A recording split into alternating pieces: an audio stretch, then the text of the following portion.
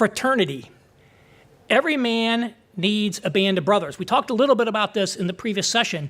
Too many men don't have any friends at all, much less close friends. And I think as we get older, we often lose the friends that we have. As I said, college is a time when you make a lot of friends. I made a lot of friends in college, and in my 20s, every year, we would get together for Taste of Chicago, which was a lakefront food festival in Chicago on the 4th of July. I'd see them every year. As we get older, you get married, you have kids, you move away, different things happen.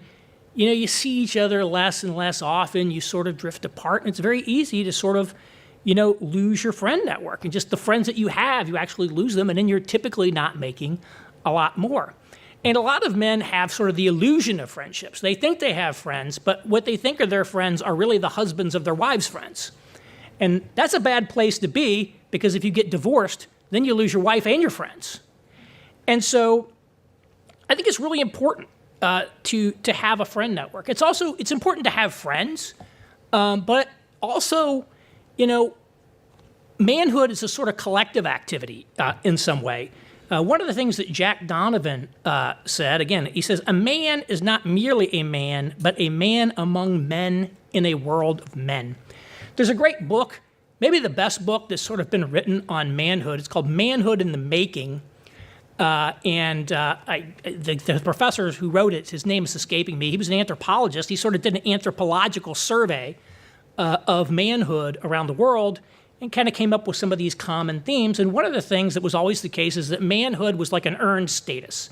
You didn't become recognized as a man until you had gone through a rite of passage, or you had demonstrate that you lived up to the code of men in a public setting, in the arena, and you were recognized by your fellow men as having passed the test.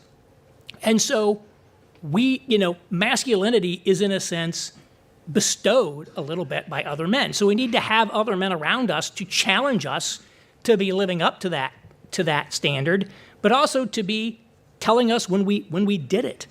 So when I was in my 20s, I had a group of friends from college, that same group of friends I was talking about, and we used to hang out with this group of women who were also friends. And unsurprisingly, one of my buddies became interested in one of these women. He's like, I'm really interested in her.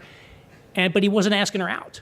So like me and my buddies, we just started pounding him for weeks. You got to ask her out. You got to ask her out. You got to ask her out. And finally he did it. And she said no. But when she said no, you know what? Not a single person gave him a hard time about it. They recognized, hey, it's her loss that she doesn't want to go out with you. You demonstrated, you passed the test.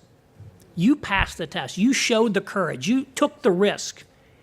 And people recognize that. So we need people that will encourage us to do these things, and then also like affirm us when we do, the right things. And so, having kind of male fraternity, it's the easiest thing in the world to overlook, because we live in a sort of atomized society. And today, most of us are sort of interacting with the world through the scroll on our phone. That's not just you guys, that's me, okay? I'm as addicted as anyone else. And so it's very easy to just let this slip. So that's why I think it takes high degrees of intentionality. And again, as I said, if I can't find a friend, I need to struggle, find somebody else who needs a friend even more than you do and be that person's friend. You'd be amazed how that person can become a real friend.